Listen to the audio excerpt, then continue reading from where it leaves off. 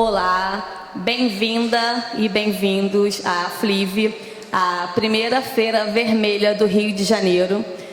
Sejam muito bem-vindos. Eu quero falar para vocês um pouco de como surgiu a ideia dessa feira. O nosso diretor aqui, Francisco Isidoro, ele vai sempre a São Paulo, onde tem muitas feiras de livros progressistas, enfim. E aqui no Rio de Janeiro ainda não tinha. E não tem momento mais propício do que esse, né, com essa ameaça à democracia que nós estamos vivendo, para fazer essa feira. Então, ela está acontecendo, do jeito que uma feira merece, né? Não está diminuída porque é um sindicato, muito pelo contrário. A gente deu todo o valor para os autores, para as editoras que estão expondo aqui seus livros. Eu vou apresentar aqui, então, os nossos convidados. O tema dessa mesa é onde militam a juventude e quais os desafios atuais. Bem, quem está na rua sabe onde vocês militam, mas é bom que, para quem não sabe, vocês deem essa explicação. Então, eu estou aqui com a Pérola Quirino, historiadora pela UFRJ, militante do Levante Popular da Juventude, coordenadora da Rede de Cursos Populares Podemos Mais. E também com Dudu de Morro Agudo, rapper, educador popular, mestre e doutorando em Educação pela Universidade Federal Fluminense. E também o jovem Marlon Souza, jornalista, escritor, produtor cultural e assistente editorial da editora Malês e da editora... Eu não vou conseguir pronunciar, mas tudo bem. Isso, obrigada. E autor do romance O Silêncio que a Chuva Traz. Então eu vou começar. Quem quer começar? Vamos ser democrático aqui. Se não for, eu mesmo escolho. Pérola. Oi, gente, muito boa tarde. Já fui apresentada aqui na mesa, mas falando novamente, né? Sou Pérola Quirino, sou militante do Levante Popular da Juventude. E aí queria agradecer em nome do movimento, né, a possibilidade da gente estar aqui, o convite para poder estar falando desse tema que pra gente é tão caro. Saudar aí meus companheiros de mesa, um conterrâneo lá de Nova Iguaçu, inclusive. Saudar ele que está aqui também para poder, enfim, fazer esse debate, né, pensando diversos eixos de atuação da juventude, né, hoje em dia. E aí eu acho que para começar, eu queria fazer uma afirmação, tanto quanto... Diga aí. Eu não falei o tempo. Essa mesa já está começando um pouco atrasada e a gente tem outras mesas depois, então são 10 minutos, tá bom? Elas falam rápido, né, mas não tanto. Se ficar muito, vocês me olham assim para eu ter a dimensão de que tem que ir um pouco mais devagar, mas vou tentar dar uma sintetizada assim nos elementos gerais. Mas como eu estava comentando, né, eu acho que queria abrir essa fala fazendo uma fala um pouco generalista e talvez até um pouco clichê, mas que eu gostaria de desenvolver ao longo dos meus singelos 10 minutos de fala, que é pensar o ser jovem como ser revolucionário. E sou um pouco geral, né, como eu falei, mas eu acho que tem muitos elementos para a gente conseguir trabalhar e pensar um pouco isso. E aí, como boa historiadora que sou também, gostaria de fazer um en passant, né, uma coisa de contextualização anterior, pensando que eu estou falando do lugar de um movimento social, pensando no lugar dos movimentos sociais no Brasil, como a juventude se insere nisso, que é pensar principalmente, né, que as movimentações sociais no Brasil, elas acompanham toda a nossa história, né? Mas os movimentos sociais, como a gente conhece hoje em dia, eles se conformam principalmente a partir da segunda metade, né, do século XX. Isso é importante porque, nesse contexto, a gente tem necessariamente que pensar a ditadura, né, civil-militar em diálogo com isso, porque apesar de ter sido um período, né, de muita repressão, foi um período também de profunda mobilização. Então, principalmente na década de 70, né, que é uma década que marcou muito, a gente tem, né, o fortalecimento do MST, por exemplo, né, como movimento social aí de referência. A gente tem, né, diversas ações da UNE, né, não só por meio das manifestações de rua que fazia, mas pela organização, por exemplo, dos centros acadêmicos que surgiram nesse período, inclusive, como uma proposta, né, de rearticulação a partir do impedimento dos diretórios acadêmicos, né, dos DCEs se encontrarem naquele período. A gente tem, né, os sindicatos ali, né, também muito pulverizados no período, tem as SEBs, né? Então foi um período de muita mobilização histórica e é um período onde a juventude se insere de uma maneira muito central, né? E que coloca pra gente um elemento que é muito importante na análise, que é pensar a juventude, né, como ponta de lança, né, na disputa e na construção de diversos elementos para a garantia, né, de um outro projeto de país, para a garantia de um Brasil que seja verdadeiramente democrático.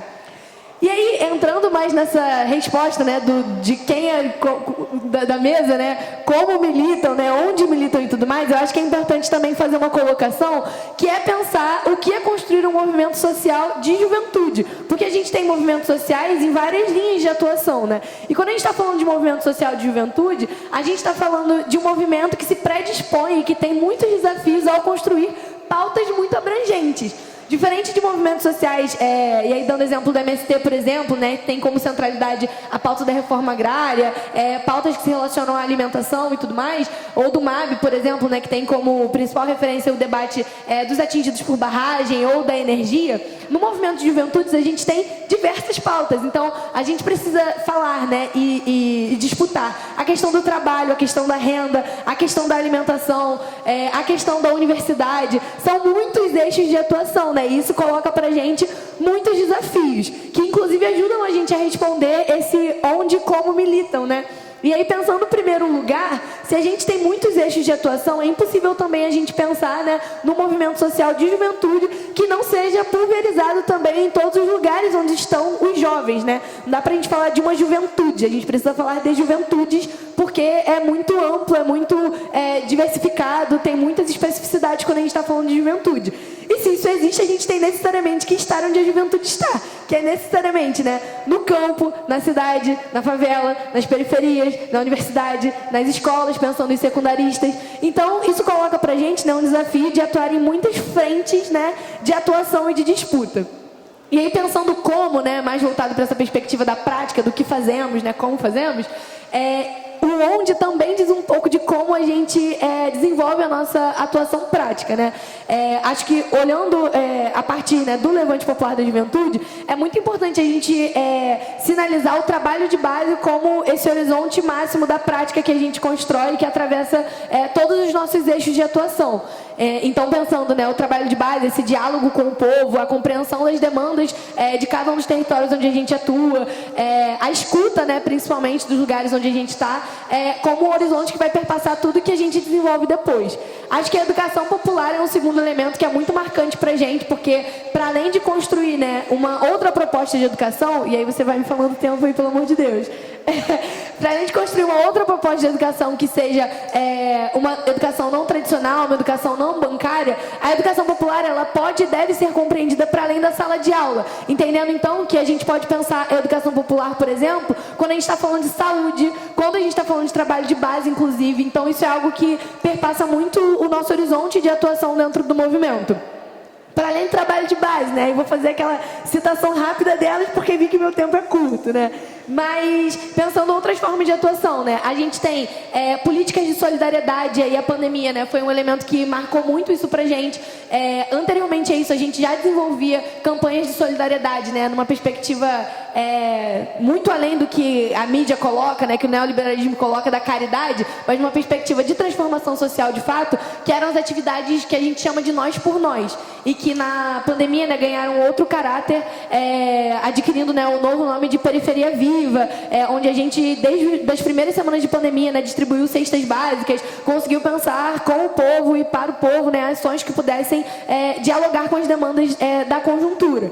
Para além disso, né, a gente atua dentro de entidades gerais e de base, né, então DCEs, centros acadêmicos, grêmios, a gente atua, né, com mobilizações de rua, obviamente, né, que são uma expressão também da nossa luta, são uma forma da gente conseguir dialogar com o povo, colocar quais são as nossas pautas, a partir de ações diretas, né, que são marcas muito uma marca, né, muito específica do Levante. A gente tem 10 anos de nacionalização e a gente tem a nossa nacionalização, inclusive, demarcada a partir de diversas ações em vários estados brasileiros que tiveram como o mote, né, o horizonte principal, denunciar e escrachar torturadores da ditadura. Então, a ação direta, né, que tem um objetivo específico, né, para uma pauta específica, né, mais objetiva, é um dos elementos, né, uma das práticas que a gente tem para poder pautar a sociedade que a gente acredita, pautar as temáticas que a gente acredita, né, e tudo mais.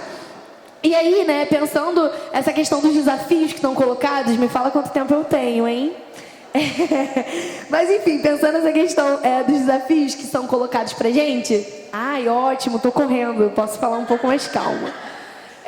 Mas pensando essa questão dos desafios que a gente tem, acho que não tem como a gente pensar também os desafios sem pensar um contexto para isso, né? Sem pensar a contemporaneidade, sem pensar o momento atual que a gente tem vivenciado em seus variados eixos. Então, acho muito importante também fazer uma contextualização nesse sentido.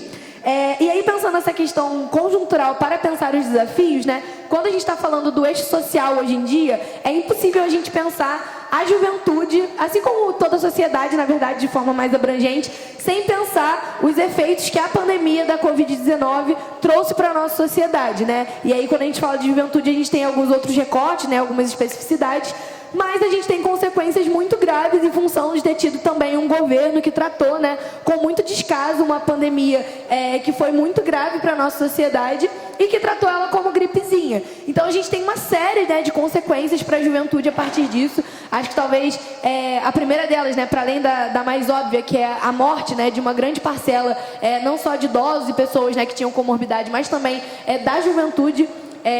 Acho que é difícil a gente conhecer qualquer jovem no Brasil que não tenha perdido alguém próximo, né? Seja mais velho ou seja jovem, inclusive, para a pandemia. Mas pensar, né, essas consequências de modo geral. E aí, indo do mais macro, né, talvez para o mais micro, pensar então, né, o aumento, né, dos jovens que a gente fala nem, não sei se vocês já ouviram esse termo, né, mas a gente fala, né, dos jovens que nem trabalham e nem estudam, né, então isso foi algo muito marcante que se acentuou profundamente a partir da pandemia. A gente tem, né, uma conjuntura, né, e um impacto muito forte no meio do trabalho, e aí são vários eixos, né, a gente poderia fazer um debate só sobre trabalho pós-pandemia que daria um simpósio inteiro. Mas acho que o que é muito marcante, né, nesse período em relação ao trabalho para além da falta de emprego, né, hoje em dia a gente tem 12 milhões de brasileiros desempregados, foi um aumento muito intenso do trabalho informal, que coloca para a gente também várias questões de precarização, de falta de direitos. A gente teve também, né, obviamente, a questão da miséria e da fome, que se acentuou muito profundamente também a partir disso, e todos esses elementos que demarcaram muito a vida da juventude. Para além de, nessa perspectiva aí do que a pandemia trouxe, né, da ausência da possibilidade de a gente estar coletivamente em espaços públicos e tudo mais, a gente conseguir, né, estar nas universidades, estar nas escolas, estudando, né? Então a gente tem uma mudança também de possibilidade de pensar o futuro, né, muito drástica para a juventude. A gente, com a pandemia, não tem mais a possibilidade de sonhar e de ter uma perspectiva mais abrangente de futuro, né? Então isso foi muito grave também. E aí, pensando mais diretamente o eixo da educação, né, que é algo que também atravessa muitas nossas pautas, para ir finalizando, que eu estou vendo ali meu tempo, só pensar, né, como a educação ela não pode ser pensada de forma isolada em relação às outras pautas sociais que a gente discute sobre, né, mas em diálogo com tudo isso, né, como na verdade está permeado por tudo. E como a gente também tem um governo que, no fim das contas, né, não faz um debate de educação que seja dialógico com o povo, né, mas só propõe, né, grandes questões, né, kit gay, ou questões de professores comunistas nas escolas, né, para poder causar, né, grande alvoroço, porque isso de fato mobiliza a sociedade. A educação é uma pauta, né, que movimenta cristãos, católicos, a mídia, movimenta banqueiros, enfim, a educação é uma pauta que interessa a todos nós, então é também uma pauta de muita disputa. E aí é importante a gente colocar, né, que nesse período a gente tem uma evasão escolar muito grande, e a importância da gente conseguir continuar, né, fazendo uma disputa pela permanência estudantil, por uma educação, né, que seja pública, gratuita, de qualidade.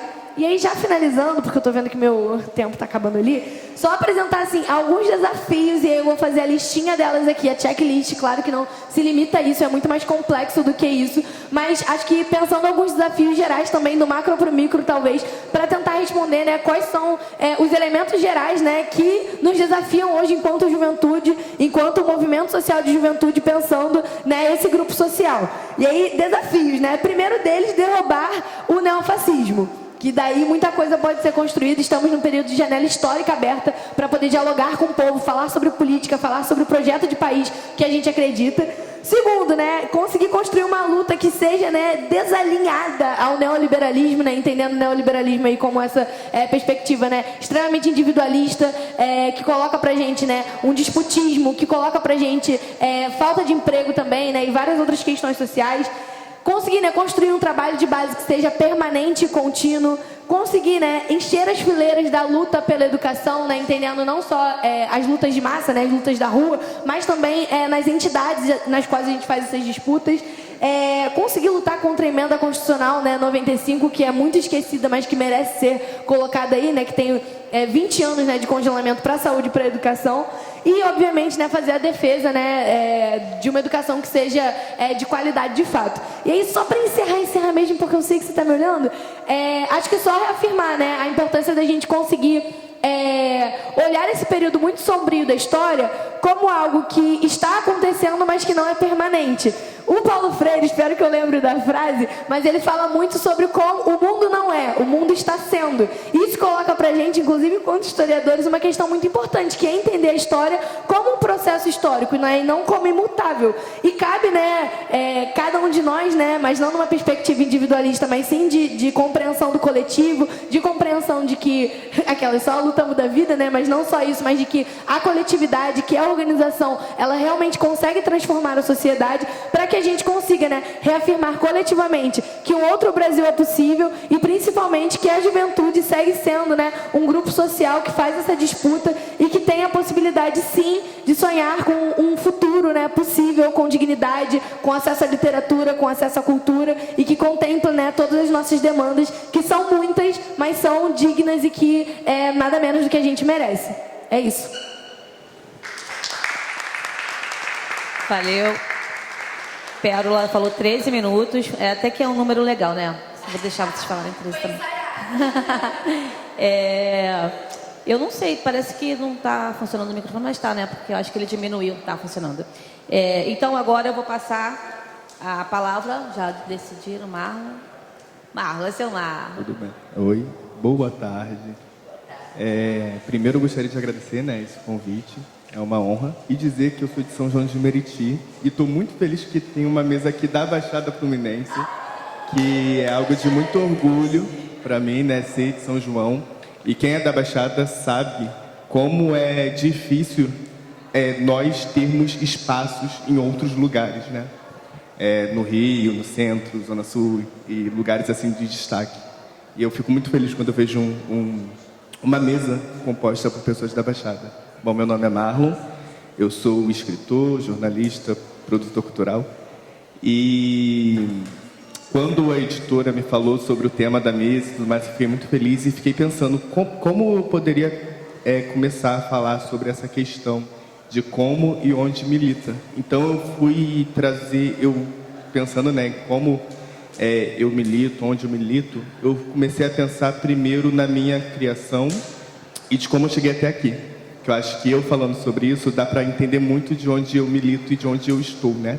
Eu sou uma pessoa negra, da Baixada Fluminense, São João de Meriti, LGBT, e eu cresci em uma família quase letrada. A minha mãe só concluiu o ensino médio após eu entrar na faculdade. A minha avó é semi-analfabeta, e foram essas duas mulheres negras que me criaram. E criaram um escritor. É uma família que eu não tive incentivo à leitura na infância, na adolescência. Porém, por sorte do destino, eu me tornei um leitor. E isso me inspirou a escrever minhas próprias histórias, que são histórias de pessoas que são tão próximas a mim. Então, a minha literatura reflete muito quem eu sou, de onde eu vim e com quem eu quero falar, né? Eu acho que isso faz parte da minha militância. Então, quando eu vou pensar nessa questão de onde eu milito, eu vou pensar também em de onde eu surgi, né? Como foi até eu chegar no momento de hoje.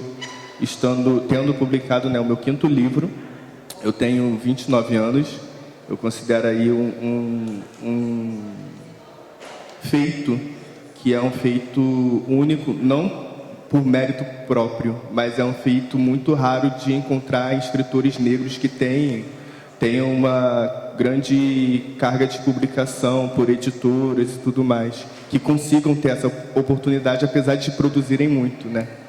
E quando eu vou pensar nessa questão, eu vou pensar muito de onde eu vim, que é essa criança que teve uma educação precária, que teve uma educação em escola pública, que só foi obrigado a ler um livro quando estava no 3º ano do ensino médio, né? Não tive um incentivo à leitura.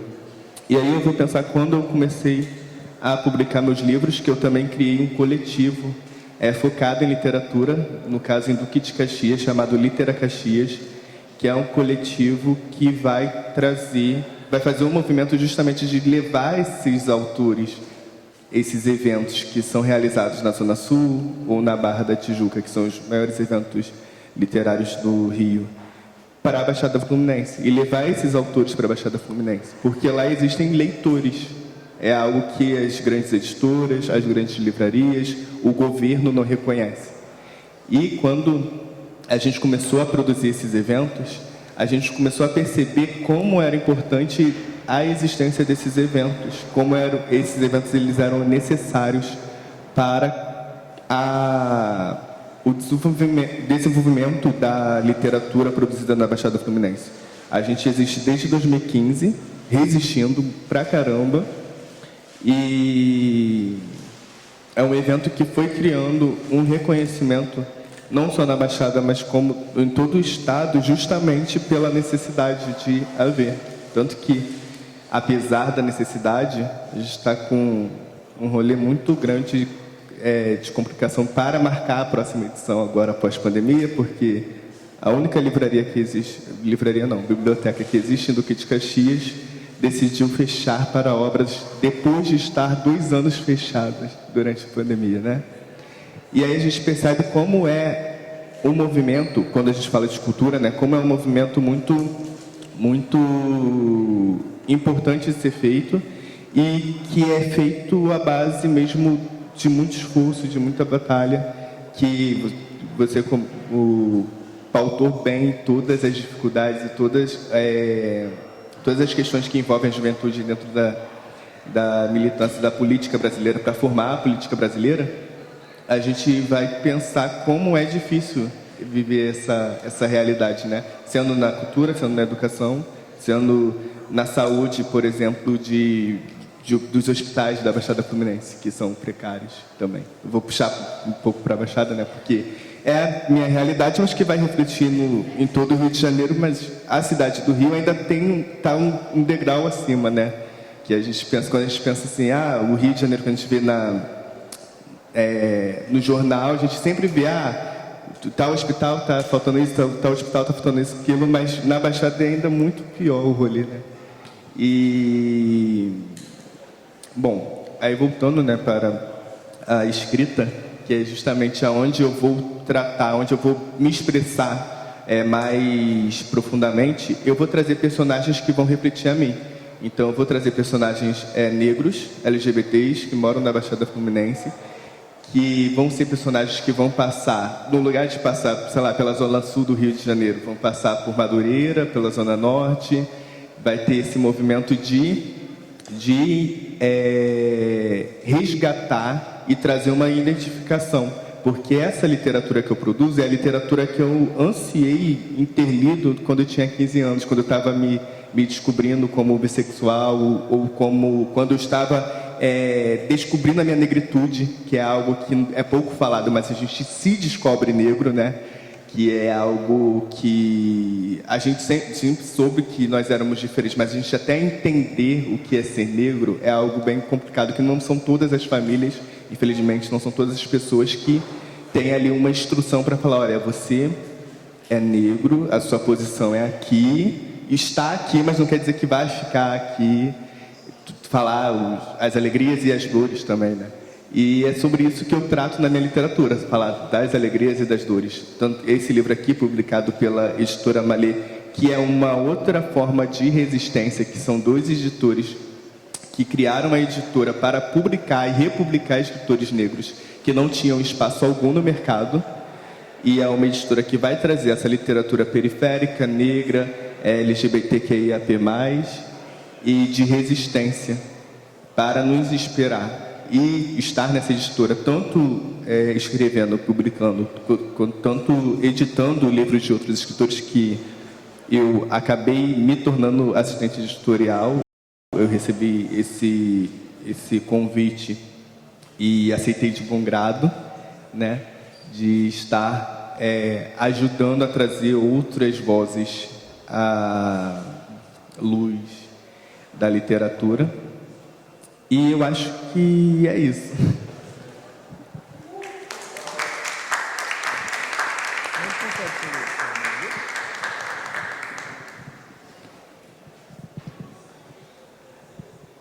Dudu, você. Boa tarde a todas e todos. Primeiramente, quero me desculpar pelo meu atraso. Acho que o meu atraso fez com que diminuísse nosso tempo aqui de fala, mas quero dizer que eu estou muito feliz de estar aqui. Para mim é uma honra muito grande também participar de uma mesa composta por pessoas da Baixada Fluminense. Como o Marlon falou, não é comum, né? A gente sabe que a gente tem um espaço, a gente não tem acesso a alguns espaços, simplesmente por sermos da Baixada Fluminense. Então, quando a Pérola fala assim, quando eu li a proposta, a primeira coisa que eu pensei foi de que juventude a gente está falando, né? Temos diversas juventudes. Então, eu falo de um lugar muito particular, que é Morro Agudo. Morro Agudo é meu tubo de ensaio, Morro Agudo é meu microcosmos. Eu penso o mundo a partir do lugar onde eu estou.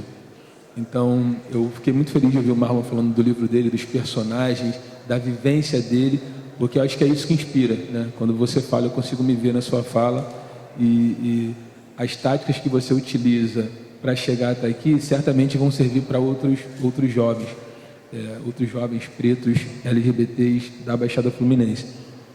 Então, eu falo de um território de Nova Iguaçu, chamado Morro Agudo.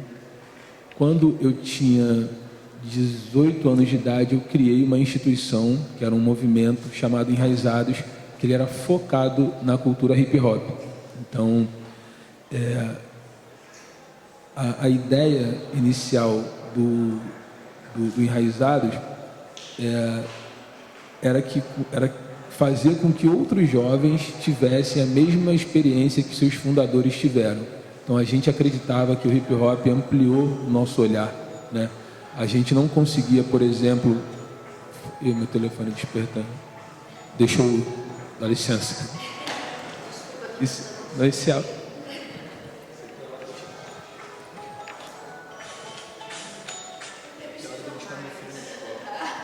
É hora de buscar meu filho na escola.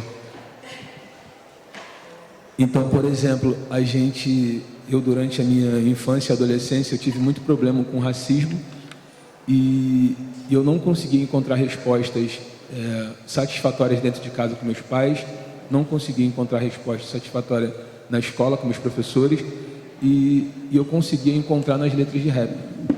Então, o rap me pegou por aí, sim. O rap foi a forma que me educou. Me educou enquanto jovem preto da Baixada Fluminense. Então, quando a gente fala onde a juventude milita, eu quero falar dessa juventude, a juventude preta e pobre da Baixada Fluminense, a juventude que, enquanto os filhos dos burgueses estão militando ou lutando por um projeto de poder, a gente está lutando pela sobrevivência, quando não lutando por nossa vida, mas por uma qualidade de vida. Então, quando a gente começa com Enraizados, a gente pensa numa pedagogia, numa forma de ser enraizados.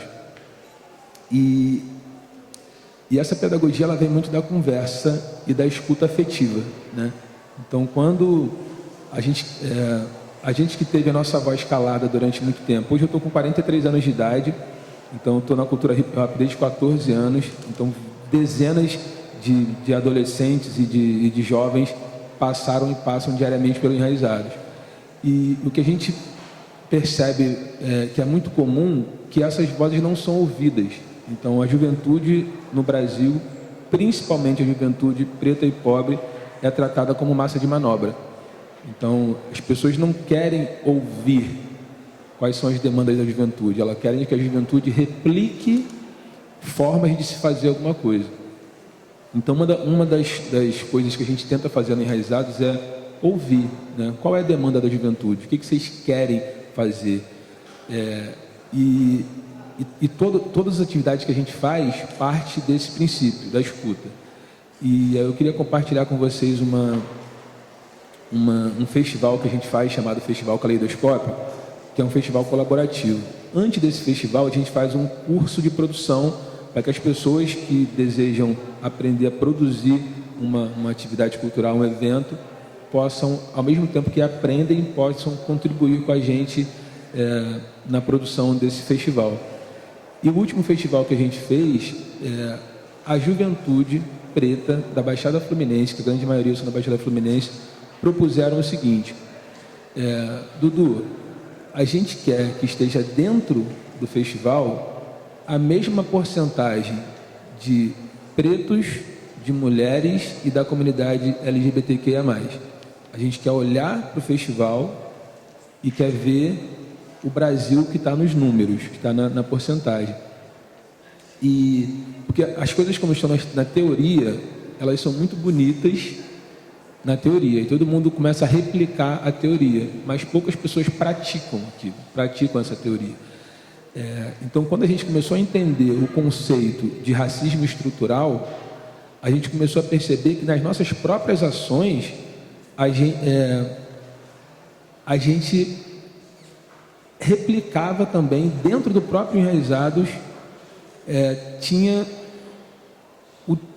resumindo, o dinheiro do Enraizados ia para a mão de pessoas brancas, saca? A grande maioria do dinheiro ia para a mão das pessoas brancas, mesmo a gente criando as mesmas condições para todo mundo, dizendo, a vaga está aqui, quem quer?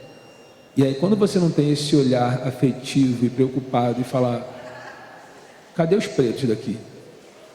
Onde estão os pretos do Enraizados nessa hora da oportunidade?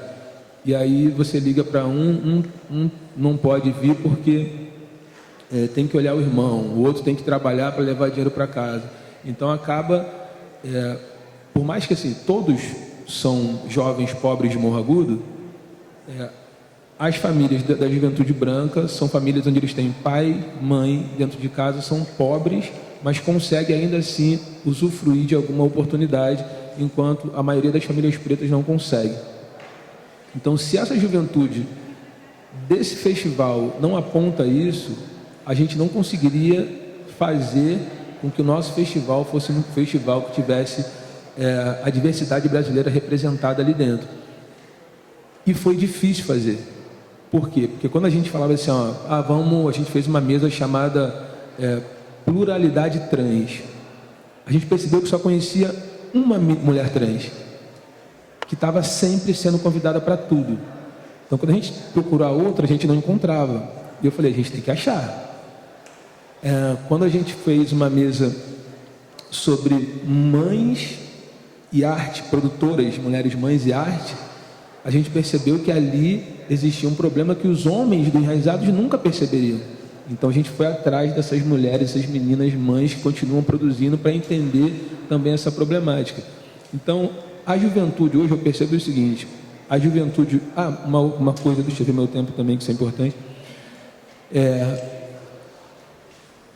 quando a gente começa a perceber e falar muito de problema, né? A gente vê problema e começa a compartilhar problema. E a gente um dia parou e falou, aonde isso começa? Aonde esse problema começa? Por que nós estamos aqui É uma roda de rapazes e meninas pretos dentro do Enraizados compartilhando problemas. Como que a gente chegou até aqui? E a gente percebeu que o que a gente tinha em comum, que a grande maioria desses jovens tinha por algum motivo evadido da escola. Por questão financeira, outros por... a escola, a Pérola falou de Paulo Freire, eu gosto muito dessa ideia dele, de que todo mundo tem um conhecimento empírico, e a escola, por algum motivo, enxerga naquele jovem, um jovem problemático, e expulsa. Então, a gente percebeu o seguinte, a maioria, se você buscar os números, a maioria da evasão escolar são de jovens pretos. Então, se você procurar o nível de desemprego, a maioria é preto. Se você for procurar nos lugares que os serviços, onde estão serviços braçais, em locais de subalternidade, estão pessoas pretas. E aí, os clichês na cadeia estão pessoas pretas. E se você inverter isso, os lugares de poder, você vê pessoas brancas. E a gente percebeu o seguinte: a prática antirracista mais eficaz para garantir uma disputa no futuro é manter essa juventude preta na escola. Então, o Enraizados hoje milita, assim, eu poderia estar fazendo doutorado na área cultural, eu preferi ir para a educação, porque um dia uma diretora de escola perguntou quem eu era para falar sobre educação com ela. Eu estava dando uma oficina de rap na escola. E eu falei, não, eu vou para a educação porque eu preciso estar na escola, eu preciso disputar a escola, eu preciso disputar aquelas pessoas da escola. Então, se a gente garante que esse jovem, esse menino, essa menina, continue esse percurso escolar, que ele dispute uma vaga na universidade, ele pode disputar uma vida diferente no futuro. Então, eu acho muito, muito interessante quando você fala da sua mãe e da sua avó, porque você está contando a minha história. É a mesma coisa, mesma coisa. Minha mãe, a minha avó semi-analfabeta, minha mãe também terminou o ensino médio há pouco tempo, e eu sou a primeira pessoa a entrar na universidade da minha família, e não, graças a Deus, não a última, né, que depois de mim veio todo mundo, minha filha está na universidade, minhas sobrinhas, mas é uma história que se repete. Então, eu, de alguma forma, eu sirvo de referência e não estou repetindo a história dos meus pais. Então, acho que a educação é um lugar que a juventude milita, porque quando um vai, ele segura a porta e vai chamando o restante das pessoas. E serve também como referência. A cultura, porque eu faço parte da cultura hip hop durante muito tempo e me ensinou a enxergar o Brasil do jeito que o Brasil é. Me ensinou a me reconhecer enquanto homem preto da Baixada Fluminense e qual era o meu papel nesse jogo. Falta só meio segundo. Então, eu acho que a gente tem dois movimentos, né? O primeiro movimento é esse movimento de reconhecer a gente que consegue ocupar alguns espaços de poder, reconhecer que a juventude é potência, que a juventude pensa, que a juventude pode propor, e não querer que essa juventude comece a reproduzir o nosso pensamento, né, de pessoas adultas que já estão ocupando lugares de poder. E o outro ponto é isso.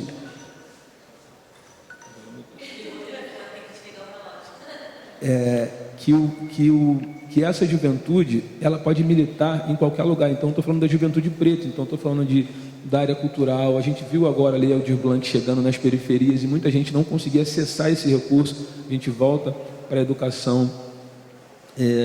Na política, a gente olha para a política, você vê um monte de filho de político que tem aquele sobrenome herdado, eles vão esse projeto de poder, e você não vê um jovem preto de periferia ganhando, porque até quando eles estão disputando, estão sendo usados por causa desse quociente eleitoral.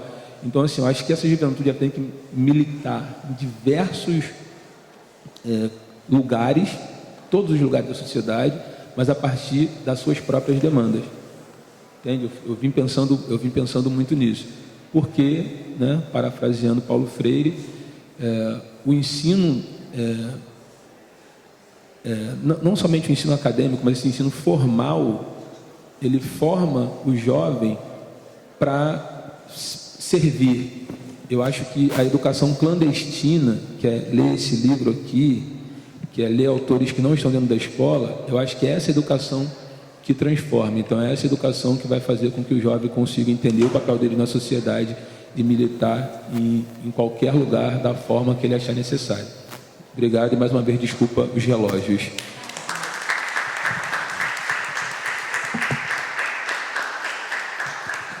Gente, eu fiquei sabendo hoje que eu ia mediar essa mesa e eu estou muito feliz porque a Pérola eu conheci semana passada. E eu fiquei assim em êxtase porque eu estava numa reunião com ela e ela falando uma força, uma garra. Eu falei, caraca, que maneiro, é isso que a gente precisa. Olha aí. E eu conheço muita gente do Levante, não te conhecia, conheço muita gente do Levante. Tia Keila tenta ajudar no que pode. E assim, tem uma identidade também muito grande, sabe, com a história de vocês. Eu não sou da Baixada, mas sou de São Gonçalo. Também sempre morei em lugares, em comunidades, né? Também fui criada com uma avó analfabeta e foi assim, parece que eu nasci numa família que já tinha a consciência que você tem que trabalhar. Não pensava em estudo, não falava em estudo, sabe? Então eu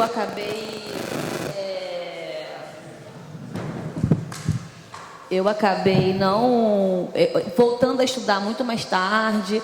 Terminei o meu ensino médio já com meu filho no colo, mas daí tive um professor no ensino médio que falou assim: vocês têm que estudar, nem que seja para ficar em cela especial. Pense em alguma coisa. Eu não quero saber o que vai incentivar vocês a fazerem uma faculdade, mas eu quero que vocês façam. Porque na época ele fazia mestrado, era um professor de matemática. Ele falou assim: o carro de professor numa faculdade pública, estava na UF, são os piores. Quem chega, você vê carrão naquele estacionamento, é tudo de aluno, porque o dos professores, isso aí já tem um tempinho, né? Acho que o salário dos professores melhoraram um pouco, a UF também cresceu mais. mais ou menos, né? Mas então, e eu lembro de ter ficado super emocionada quando eu fui na UERJ, já representando a CUT, e vi o colorido daquela universidade. Me deu uma vontade de chorar tão grande, porque é isso, é o Brasil, né? A cota colocou o Brasil dentro da faculdade, porque não era. A gente não está na Europa para você chegar numa universidade pública e você só vê gente branca, né? Não é normal, a gente não pode normalizar isso, né? Então, assim, estou muito feliz de estar mediando essa mesa de vocês. Eu falei meu nome? Não sei, falei. Mas se não falei, meu nome é Keila Machado. Sou diretora aqui dessa casa, que é o Sintel Rio, diretora de comunicação. Também sou da CUT Rio de Janeiro. Eu quero agora abrir aqui para intervenções. Vem, companheirinho. 3 minutos, que a gente vai terminar a mesa na hora certinha. Oi. Tá. Então, eu tenho mais uma pergunta, assim, né, que vai para os três, sem especificidade, assim. Meu nome é Alice. Falar mais perto? Tá. Meu nome é Alice, eu também sou da Baixada Fluminense, eu sou de Duque de Caxias também, que, inclusive muito triste com essa situação da biblioteca. E a pergunta que eu queria fazer para vocês que mensagem assim vocês teriam para deixar assim para nossa juventude, assim, porque como vocês já disseram, é uma realidade muito difícil que a gente vive, por exemplo, a gente não tem acesso à maioria dos centros culturais que existem aqui no centro do Rio. Eu sempre fico assim maravilhada quando eu ando aqui, porque lá no centro tem um teatro a cada esquina, e eu morava em Saracuruna e era tipo distante até da biblioteca de Caxias, era distante, da única biblioteca que tinha. Então para mim é tipo uma doideira, assim, e a gente às vezes acha que esses espaços não são nossos e a gente se sente muito mal nesse sentido. Então, assim, eu queria saber de vocês o que vocês teriam a dizer para a nossa juventude, que às vezes a gente se sente muito isolado, e a gente está isolado de fato, assim, politicamente, geograficamente, de todos os modos. E é triste, é uma realidade triste que a gente tem que tentar conseguir um ânimo para estar lutando, para estar sempre ocupando os espaços que a gente precisa ocupar. Então, é isso.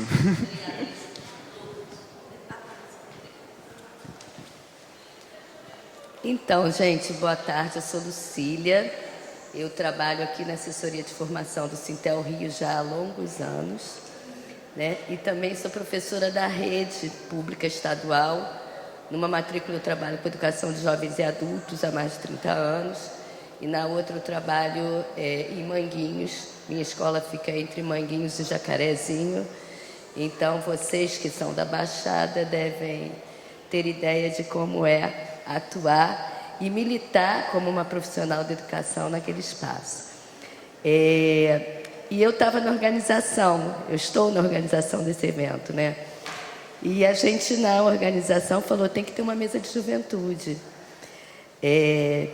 Porque a gente tem projeto, a gente está no sindicato, a gente é organizado, mas a gente está passando tempo. E que juventude é que a gente quer ter aqui, né? Que juventude que a gente quer ter representado. E foi uma feliz coincidência juntar 3 pessoas da Baixada, 3 militantes negros, 3 pessoas que têm uma história assim, muito bonita e que tem uma coisa que eu pessoalmente valorizo muito, que é o que a gente chama no movimento social de exemplo pedagógico, né? Porque uma coisa sou eu, Lucília, que tem origem no subúrbio do Rio de Janeiro, mas que já tem uma trajetória construída, falar sobre isso, né? Outra coisa é ter vocês que vivem e sentem, né? O que a juventude dos anos 2000 está sofrendo com esse retrocesso todo desde o golpe, né? O que vocês têm enfrentado como jovens, como comunidade LGBTQIA+, como negros e negras, diante desse horror que é esse governo. E de como vocês também trazem, né, a possibilidade de esperança que está colocado hoje numa candidatura de uma pessoa velha, mas que reacende, né, nele a partir dessa juventude, né? Reacende nas candidaturas que a gente tem para deputados, para senadores, de mulheres, de negros, de negras, enfim. Então, essa mesa, para mim, eu estou aqui desde o início do festival, desde ontem de manhã, mas assim, ouvindo coisas boas, vivendo coisas boas, mas essa mesa de juventude, para mim, foi um presente e muito me orgulho, né, de ter contribuído para que vocês estivessem aqui. Agradeço demais a cada um de vocês. E melhor ainda é ter Paulo Freire presente o tempo todo aqui, viu? Agradeço essa coisa da educação popular que vocês também trazem, né? Foi uma época que foi o que me levou para a educação. Eu não queria ser professora, viu, Dudu? Quando eu comecei a militar no movimento sindical, eu falei, não, eu tenho que ir para a educação. Era uma menina, assim, de uns 20 anos. E aí, Paulo Freire estava aqui com a gente. Muito bom. Gente, é isso. Tem mais um inscrito? Vamos correr, porque tem pouco tempo aqui antes de começar a próxima mesa. Oi, gente. Bem, boa tarde. Eu sou o Rodrigo, sou nascido e criado em Nova Iguaçu. Então...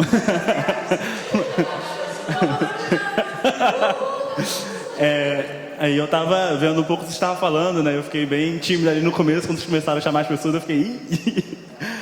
acho que a minha pergunta, né, é muito... Eu estava pensando no que você estava falando, acho que o Dudu falou um pouco disso, né? Desse momento que a gente está vivendo, de ver a juventude participando, inclusive dos momentos políticos, das eleições e tal, e perdendo, né, infelizmente, em alguns momentos, a nossa juventude negra. Né? E a minha pergunta é muito pro Dudu, assim, né? De como é que... ele vê esse próximo momento, né, essa nova perspectiva para a juventude. Né? Eu nasci e criado ali em Jardim Nova Era, do lado de Morro Agudo, então muito seu vizinho ali nesse sentido. Né? Acho que conheci, estou vendo alguns trabalhos, né, de alguns militantes, inclusive do Enraizados, né, nesse momento. O GB, que está saindo agora como candidato da Unidade Popular, vi o corre que ele fez, né, também desse curso do Mãe Beata de Iemanjá, que vocês estão fazendo para vestibular. né? Então, tem várias coisas que vocês estão fazendo em conjuntos, assim, eu estou achando bem legal nesse momento. Eu queria saber como é que é a sua percepção, assim, dessa luta da juventude agora, né? Agora para frente. Obrigada. Não tenha vergonha, porque eu lembro que quando eu cheguei aqui no sindicato, eu ficava toda tímida. Aí me falaram assim, como que você vai ter experiência em falar se você não falar? Então não tem como. Então a gente tem que falar, a gente precisa exercitar. Eu também me sinto super insegura até hoje, mas a gente tem que falar.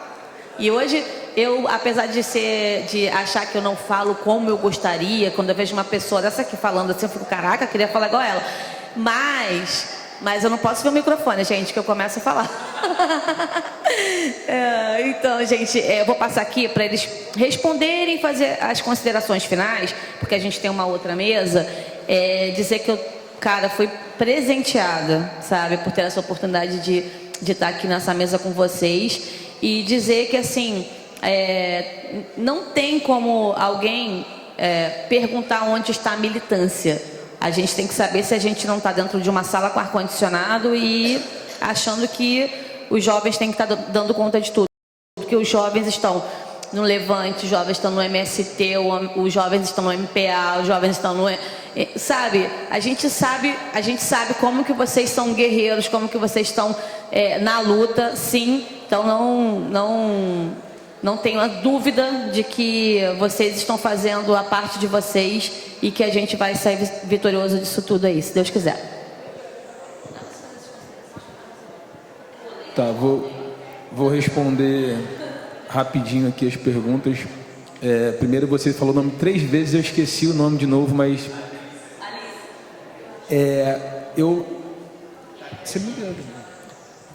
eu acho que um conselho, uma palavra, né, e tal, é o seguinte: procure pessoas, né, às vezes a gente se sente sozinho demais, mas existem pessoas no nosso bairro que estão na mesma frequência que a gente, mesma sintonia que a gente.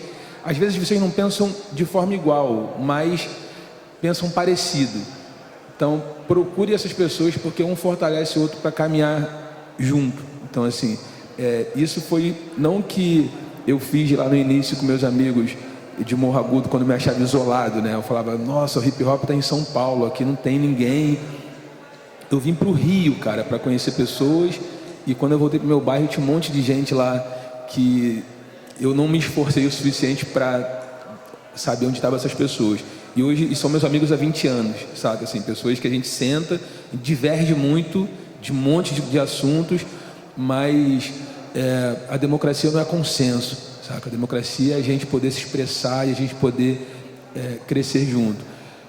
No dia que você puder e quiser ir lá no Quilombo Enraizados em Morro Agudo, vai ser super bem recebido. Lá a gente está fazendo uma série de encontros, pensando junto e tal. Mas é isso, procure pessoas e não caminhe sozinho, caminhe na coletividade. E o amigo de Nova Era, cara, assim, eu vivo no Cisane, Nova Era, estou lá o tempo todo. É o único lugar que eu consigo estudar, consigo paz para estudar, é em Nova Era. Fico numa casinha lá, estudando, escrevendo a tese.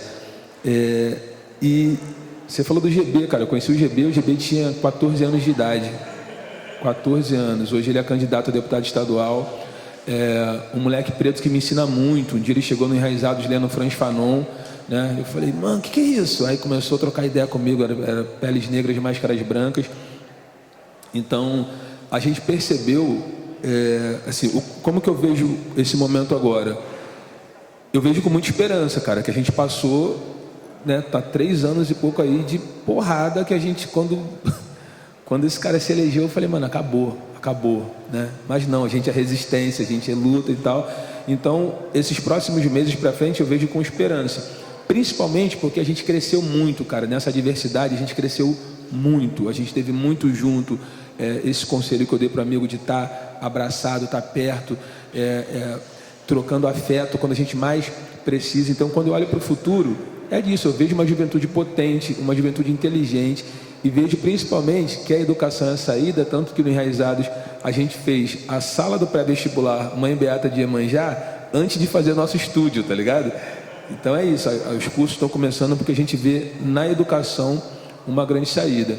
Gente, eu mais uma vez quero agradecer aqui, minhas considerações finais, eu quero agradecer muito o convite de poder estar aqui com vocês, poder estar falando um pouco, compartilhando um pouco dessa experiência com vocês, e me chamem mais vezes. E quero mandar um beijo para a Mel, que está ali. A Mel é coordenadora do pré-vestibular também. Então, eu gosto muito de uma frase, e essa frase move a minha vida desde quando eu tomei conhecimento dela, né, que é da Nina Simone, que é para quem não conhece, uma cantora negra dos anos 50, 60, que ela teve, entre aspas aqui, né, as pessoas dizem que por causa da militância dela, ela perdeu a sua carreira, né? E para mim ela é uma das maiores cantoras que esse mundo existiu, e principalmente por causa da sua militância, que não foi a militância que acabou com a carreira dela, foi o preconceito, o racismo, a intolerância. E a frase é: liberdade para mim é não ter medo. Então, desde o momento que eu perdi o medo de ser quem eu sou, nada pode me parar, sabe? Eu não estou mais preso em nenhum lugar, eu sou uma pessoa livre. Eu acho que eu desejo isso para todo mundo, é que a gente seja livre, que a gente não tente se conformar com o lugar que tentam sempre nos colocar, naquela caixinha ali, e falar: não, esse é o lugar que pertence a você. Não, a gente tem um lugar que a gente quiser ter. E sobre a situação atual, eu acho que é exatamente isso.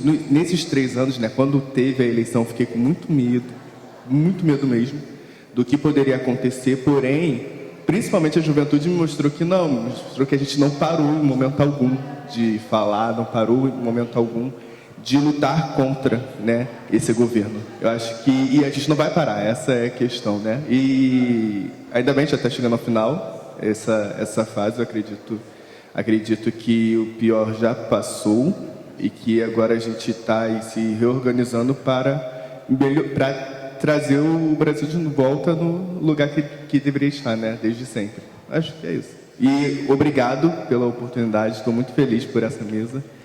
E é isso, não parar. Obrigada. Agora eu vou passar para a Pérola aqui, para ela finalizar. Eu já vi que o pessoal do teatro está rondando aí, porque já tem a intervenção. Daqui a pouco, se vocês quiserem ficar, tá bem legal. Gente, vou ser bem sucinta, porque eu falei demais também na primeira parte. Agradecer aí todo mundo que colaborou. Acho que esses espaços são muito bons realmente pra gente ter essa perspectiva de troca, né? Às vezes, inclusive, essa perspectiva da mesa, né? A gente mais alto aqui, eles ali falando, dá um distanciamento, mas eu acho que esses ambientes são de fato pra gente conseguir trocar, se ouvir, acumular experiência. Então, que bom que a gente teve as falas, as perguntas, as considerações de vocês. E aí, o companheiro que perguntou ali acabou não estando aqui agora, mas acho que o que ele traz em relação... Ah, tá vendendo o livro. Justíssimo. Mas acho que o que ele traz em relação a essa desesperança é algo que não é individual, né? É algo bastante coletivo e que eu acho que nem diz respeito apenas à juventude. Mas enquanto juventude, né? Alguém que nasceu ali em 96, eu cresci num Brasil onde as coisas eram possíveis, onde os sonhos eram sonháveis, onde eu teria um emprego garantido a partir de uma universidade pública que poderia ser minha também, onde a gente tinha acesso, né, a bens materiais em alguma medida, né? Meus pais comprando uma TV pela primeira vez, adquirindo ali um carrinho e tudo mais. Então, essa não é a minha história, é a história, na verdade, de muitas famílias brasileiras. E eu acho que o que a gente vive hoje em dia, né, vem tanto num rompimento, né, e numa agressão aos nossos direitos, como nessa dimensão do que eu trouxe na minha fala, que é muito mais sensível e simbólica, que é essa perspectiva da impossibilidade da gente sonhar. Quando eu fui apresentada aqui, né, comentaram, né, eu sou coordenadora de uma rede de cursinhos populares e a gente tem um pré no Cerro Corá, ali na zona sul do Rio de Janeiro. E eu acho que das coisas mais bizarras e tristes, assim, que esse momento histórico, e principalmente a pandemia trouxe, foi dialogar com os jovens e ver, por exemplo, que a maior parte dos nossos educandos, por exemplo, não havia se inscrito no Enem e questionava para quê, por quê, como, onde, sabe? Porque nesse processo também, né, de pandemia e de elitização do Enem, a gente foi colocado realmente num lugar de impossibilidade ainda maior de enxergar a universidade e vários outros espaços como nossos, né, principalmente para quem é preto periférico. Então é difícil, de fato, você tocar num ponto de esperançar, porque às vezes parece um pouco vazio diante do que a gente constrói. Mas seguindo um pouco a linha do que Dudu, do que Marlon... Marlon trouxe, acho que, em primeiro lugar, né, entender, aí trazendo uma experiência pessoal, assim, eu sempre me considerei muito militante, mas eu acho que foi um divisor de águas na minha vida ter conhecido e me aberto à possibilidade de estar organizada. Não em relação ao Levante, claro que sou desse movimento social, construo esse movimento social, faço coro para que conheçam, né, não só o Levante, mas como o trabalho do Dudu, como os livros, né, o trabalho que Marlon desenvolve no eixo da literatura, da educação, da cultura, enfim. Mas eu acho que se organizar, né, dá uma dimensão diferente da luta, porque você se constrói a partir de um projeto, né, a partir de uma unidade em relação a pautas específicas. Então, eu acho que dá uma dimensão muito boa de caminhos para seguir. E aí, eu acho que se organizar não é a solução, não é isso que eu estou falando, mas eu acho que essa perspectiva de entender as nossas ações de forma mais coletiva, né, independente de um coletivo ou de um partido, é muito importante, porque encarar a realidade que a gente tem vivenciado de forma individual é muito angustiante e, às vezes, muito imobilizador. E aí, para finalizar, né, muito em relação ao que o Marlon falou também, acho que não só perder o medo de ser quem somos, né, enquanto, sei lá, LGBTs, enquanto reivindicação desse espaço da negritude na sociedade e tudo mais, mas eu acho que em relação à conjuntura política que a gente vive. Eu sou militante de movimento social e eu tenho medo da conjuntura. Ainda que a gente tenha orientações de segurança, ainda que a gente tenha várias coisas, a gente está lidando com as nossas vidas, sabe? E a gente sabe que a polarização, que a violência é muito grande. Mas, ao mesmo tempo, também, em relação ao que eu falei na minha fala final também, é importante a gente entender que o que a gente está vivendo não é algo que vai durar para sempre, necessariamente, e que cabe a nós, reconhecendo-nos enquanto sujeitos históricos capazes de transformar a realidade, modificar isso.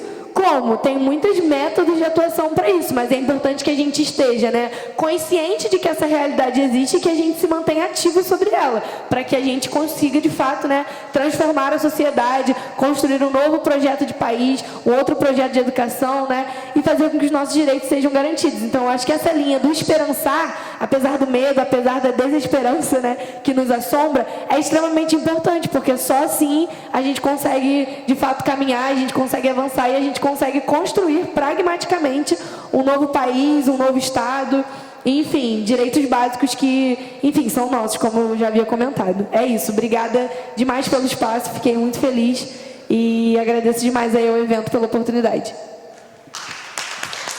Valeu, gente. E todo esse material que a gente está gravando, ele está indo para o YouTube da Fliv Rio, tá? Vocês podem indicar para os amigos para assistirem depois. Beijo grande, muito obrigada. Quero uma foto com vocês.